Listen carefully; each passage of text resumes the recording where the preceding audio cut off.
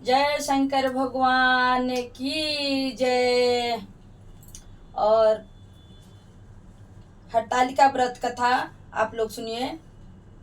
सूर्य जी कहते हैं कि मदार माला से जिस पार्वती जी के केस सुशोभित हो रहे हैं तथा शिव जी मुंड माला से अंकृत हैं, तो जो पार्वती जी अत्यंत दिव्य सुंदर वस्त्र को धारण किए हुए हैं तथा जो शिव जी दिगंबर अर्थात वस्त्रहीन है, ऐसी शोभा वाले युगल पार्वती जी तथा शिव जी के आगे मैं नमन करता हूँ।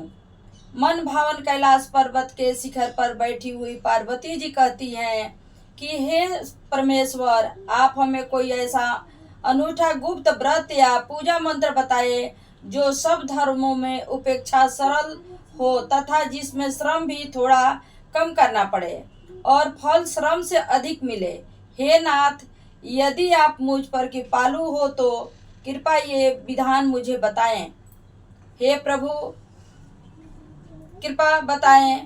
हे प्रभु, किस तप या व्रत दान से जैसे आप जैसे परमेश्वर जो अनादि अंत हैं हमें प्राप्त हुए हैं। सुनकर शिव जी कहा, हे देवी, मैं तुम्हारे प्रण में अस्वस्थ हो तुमको एक ऐसा व्रत बताता हूँ जो केवल मेरा है और गोपनीय है। जैसे नक्षत्रों में चंद्रमा, ग्रहों में सूर्य, वृणों में ब्राह्मण, देवताओं में विष्णु भगवान, नदियों में गंगा, पुराणों में महाभारत, वेदों में सामवेद और इंद्रियों में मन श्रेष्ठ हैं, अब मैं तुम्हें एक ऐसा व्रत बताऊंगा जिसका उल्लेख पुराणों वेदों और स्मृतियों में किया गया है।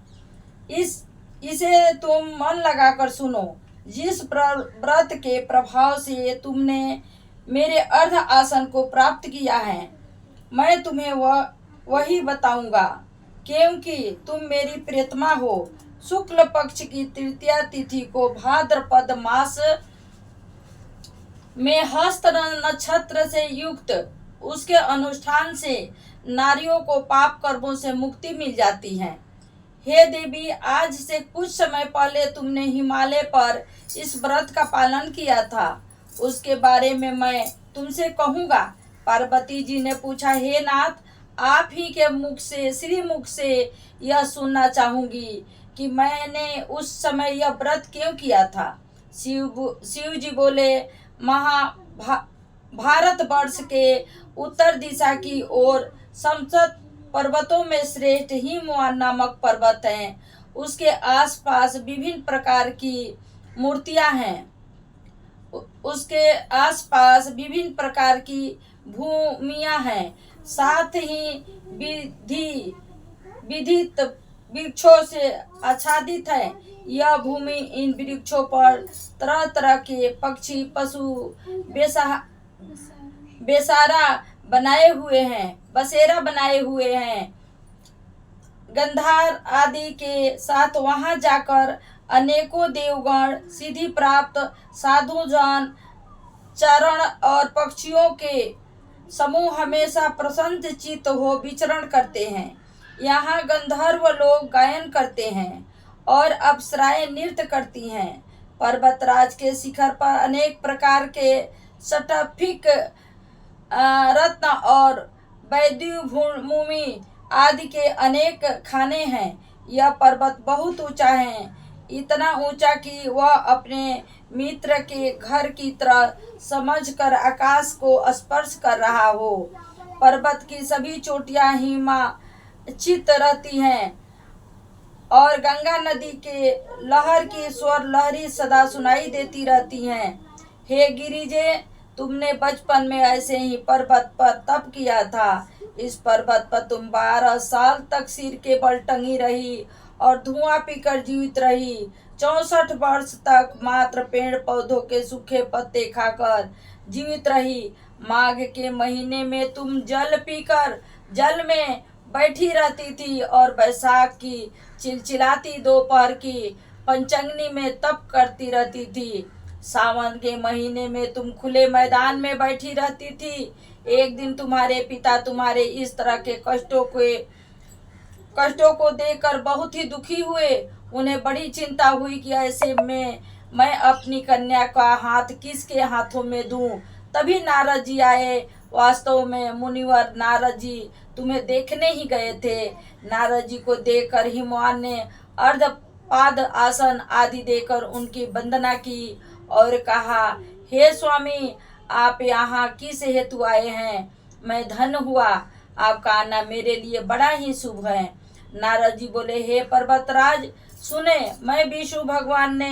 मुझे विष्णु भगवान ने भेजा है, इसलिए आपके पास आया हूँ। आपका कर्तव्य है कि अपनी कन्या रत्न को किसी योग्य वर को सौंप दे। ब्रह्मा, विष्णु और शिव, इन तीनों में भगवान शिव के समान को योग्य वर और कोई नहीं हो सकता है। अतः मेरी माने तो अपनी कन्या भगवान विष्णु को प्रदान कर दे।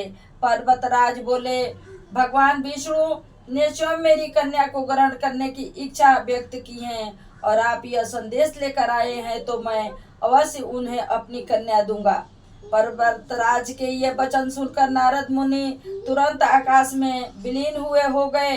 वे भगवान विष्णु के पास पहुंचे, जो पति वस्त्र पीत वस्त्रधारी तथा शंकर चक्र से व गदा से सुशोभित थे। वहां पहुंचकर नारद जी ने करबद्ध भगवान विष्णु से कहा, हे देव सुनिए, मैंने आपका विवाह पक्का कर दिया है। उधर हिमालय पार्वती जल के मुख से आ बोले, उधर हिमालय पार्वती जी के सम्मुख आकर बोले, हे पुत्री, मैंने तुम्हें विष्णु भगवान को समर्पित कर दिया। ऐसे में पिता के वचन सुनकर तुमने कोई भी उत्तर नहीं दिया और अपनी सखी के पास चली गई। फिर भूमि पर गिरकर तुम दुख द्रात से रोने बिलखने लगी। तुम्हें इस प्रकार की क्रिया करते देखकर एक सखी निकट आकर बोली, हे देवी, तुम्हें इतना दुख किस कारण है। मैं तुम्हारी प्रत्येक इच्छा यथाशक्ति पूरी करने की चेष्टा करूंगी, इसमें तनिक भी संशय नहीं है। पार्वती जी ने कहा, मेरी इच्छा कृपा मन लगाकर सुनो। पार्वती जी ने कहा, मेरी इच्छा कृपा मन लगाकर सुनो। मैं केवल शिव जी को ही अपने पति के रूप में देखने की इच्छा रखती हूँ। मेरा यह वचन असंदिग्ध है। मेरे इस विचार को मेरे पिता ने मानने से इनकार कर दिया है, अतः मैं अपनी देह का त्याग करने की इच्छा करती हूँ। पार्वती जी के दुख भरे वचन सुनकर उनकी सखियां ने कहा, आप देह त्याग न करें, अपितु किसी ऐसे वन को प्रस्थान करें जिसके विषय में आपके पिता अनभिज्ञ रहे। सखियों के वचन सुन ऐसे ही वन को चली गई। तुम सखियों के ऐसे ही वन को चली गई। दूसरी ओर तुम्हारे दुखी पिता तुम्हें प्रत्येक गृह में ढूंढने लगे। दूतों द्वारा इस बात के खोज खबर ली कि किस देवता, दानव अथवा किन्नर ने मेरी पुत्री का हरण किया। तब उन्होंने स्वगत ही सोचा, मैंने नारद जी से प्रतिज्ञा की है कि मैं अपनी पुत्री विष्णु भगवान को दूंगा। ऐसा चिंतन करते करते हिमवान को मूर्छा आ गई। गिरिराज को इस अवस्था में देखकर सब लोग चित्कार करने लगे। जब उन्हें चेतना आई तो सभी लोग पूछने लगे कि हे गिरिराज, आप क्यों कर मूर्छित हुए, कृपा कारण बताइए। हिमवान बोले, आप लोग मेरे दुख का कारण नहीं जाने तो अच्छा रहे। पता नहीं किसने मेरी पूरी पुत्री का अपहरण कर लिया है। यदि ऐसा नहीं हुआ होगा तो या तो काले सर्प द्वारा काटे जाने के शिकार हो गई, अथवा उसे सिंह भालू आदि ने ग्रसित कर लिया।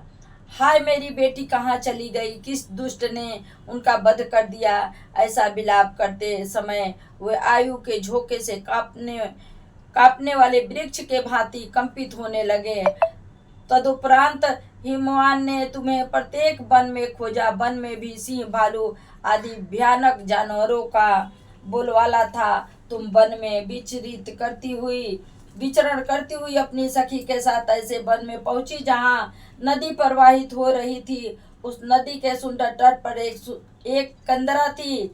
तुमने उसी कंदरा में अपना आश्रम स्थापित कर लिया। फिर एक बालू की प्रतिमा निर्मित कर अपनी सखी सहित बिना आहार किए मेरी आराधना में लीन हो गई और भाद्रपद शुक्ल पक्ष निमित्त कर अपनी सखी सहित बिना आहार किए मेरी आराधना में लीन हो गई और भाद्रपद शुक्ल पक्ष की तृतीया तिथि के शुभ अवसर पर तुमने मेरा सब विधि पूजन किया और रात्रि में जागरण कर गीत बधादी से मुझे प्रसन्न किया। उसी व्रत के करने से फलस्वरूप मेरा आसन डोल उठा, कारण बस मैं उसी क्षण उस स्थान पर पहुंच गया जहां तुम मेरी सखी के साथ निवास कर रही थी। वहां जाकर मैंने तुमसे कहा कि हे देवी, मैं तुमसे बहुत प्रसन्न हूँ, तुम इच्छित वस्तु मांगो। तुमने कहा, मेरे देवता, यदि मुझ पर प्रसन्न हो, अनुग्रह करना चाहते हो तो मुझे पति के रूप में प्राप्त हो। मैंने तथास्तु कहा और कैलाश पर्वत पर लौटने पर प्राप्त तुमने ही वह प्रतिमा नदी में बहा दी। पुनः तुमने नदी में बहा दी प्रतिमा को। फिर तुमने अपनी उस सखी के साथ उस महाव्रत का पारण भी किया। उसी समय हिमवान भी वे तुम्हारे आश्रम के निकट आए, भूमि पर गिर गए। कुछ क्षणोपरांत नदी के तट पर उन्हें दो कन्याओं के दर्शन हुए। उन्होंने तुरंत तुम्हें अपनी छाती से लगा लिया और विलाप करने लगे। तदुपरांत बोले, हे पुत्री, शिव व्याघ्र से भयानक इस वन में तुम किस कारण से आई? तब पार्वती जी ने उत्तर दिया, हे पिता, मैं पूर्व ही स्वयं ही शिव जी को समर्पित कर चुकी थी। आपने उनके साथ विवाह की बात नहीं मानी, इस कारण मैं इसी विरहण वन को चली आई। हिमवान ने उसे धैर्य बंधाया और कहा कि हे पुत्री, तुम्हारी इच्छा के प्रतिकूल मैं कुछ भी न करूंगा। उसी क्षण वो तुम्हें अपने घर ले आए और मेरा तुम्हारा विवाह संपन्न करा दिया। इसी कारण तुमने मेरा आधा आसन प्राप्त किया है। उस समय से लेकर अब तक किसी अन्य के सम्मुख इस व्रत के विषय में कहने का मुझे अवसर नहीं मिला था। हे देवी, अब मैं तुम्हें यह वृत्तांत सुनाता हूँ। इस व्रत को हरितालिका के नाम से क्यों कहते हैं? पार्वती जी बोली, हे प्रभु, आपने नाम तो बताया, किंतु इस व्रत की विधि बताइए। इस व्रत को करने से क्या पुण्य मिलता है और क्या फल मिलता है, तथा कौन इस व्रत को कर सकता है? तब श्री शिव जी पार्वती जी से बोले कि हे प्रिय, नारी जाति के हितार्थ मैं इस उत्तम व्रत को कहता हूँ। वे स्त्रियां अपने सौभाग्य को अखंडित देखना चाहती हैं। जो स्त्रियां अपने सौभाग्य को अखंडित देखना चाहती हैं, विधि पूर्वक इस व्रत को रखे। सर्वप्रथम केले का स्तंभ आदि से सुशोभित करके मंडप का निर्माण करे। तदुपरांत उसमें विभिन्न रंगों के रेशमी वस्त्रों और चांदवे से सुशोभित करे। चांदनी सुगंधित दर्बों से उस मंडप को लीपे। तदुपरांत शंख, मेरी और भेरी और मृदंग आदि का बाजा बजाते हुए जन समूह के साथ मंगलचार करते हुए पार्वती तथा शिव जी के प्रतिमा को स्थापित करे। जय शंकर भगवान की जय।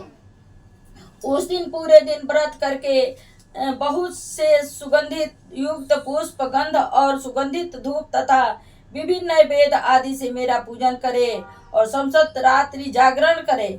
सभी बताई गई सामग्री के अतिरिक्त नारियल, सुपारी, जम्बी, नींबू, लौंग, अनार, नारंगी आदि जो भी फल उपलब्ध हो एकत्रित कर ले। उस वस्तु में जो भी फल फूल उपलब्ध हो उन्हें खास तौर पर रखे। तत्परांत धूप, दीप आदि से सुसज्जित निम्न मंत्रों द्वारा उच्चारण करके आराधना करे।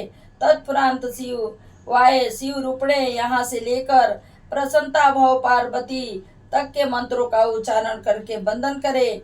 इनका अर्थ है, हे शिवे, शिव रूपणे मंगले, सब संपदाओं की दात्री, हे देवी, शिव रूपे आपका नमस्कार है। हे शिवे, आपका सर्वदा नमस्कार है। हे ब्रह्म रूपी, आपको सदा नमस्कार है। हे जग को धारण करने वाली, आपको सदा नमस्कार है। हे शेर पर सवारी करने वाली, विश्व की भय से भयभीत मेरे जैसे दरिद्र की रक्षा करे। इस इच्छा को पूर्ण करने हेतु मैंने आपकी आराधना की है। हे पार्वती, मुझे राज्य तथा सौभाग्य प्रदान करे, मुझ पर कृपा दृष्टि रखे, मंत्र द्वारा पार्वती जी तथा शिव जी का पूजा करे। उसके बाद दंतचित से विदित से कथा श्रवण करे तथा ब्राह्मणों को वस्त्र आदि गौदान तथा स्वर्ण आदि प्रदान करे। स्त्री पुरुष दोनों मन लगाकर एक साथ आराधना करे। तदंतर वस्त्र आदि से जो भी उसका संकल्प करे। हे देवी, जो नारी इस विधि में मेरा आराधना करती हैं उसे सब पापों से मुक्ति मिल जाती है तथा वह 7 जन्मों तक सुख तथा सौभाग्य प्राप्त करती है। लेकिन जो नारी तृतीया की तिथि को व्रतादि न करके भोजन खान पान करती हैं वह 7 जन्मों तक बांधवी रहती हैं और पुनः पुनः वैधव को प्राप्त होती हैं। वह सदा दरिद्र रहती हैं, उसे पुत्र शोक तथा शूद्र रहना पड़ता है। वह कर्कशा लड़ाकी सर्वदा दुखी रहती हैं। इस प्रकार व्रत रखने वाली नारी को घोर नरक में जाना पड़ता है। न व्रत रखने वाले नारी को नरक में जाना पड़ता है।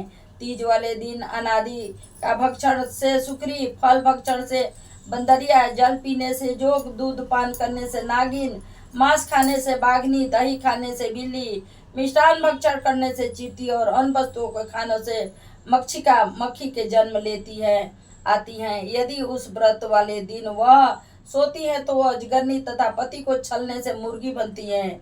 अतः प्रत्येक स्त्री को नियमित पूर्वक व्रत करना चाहिए।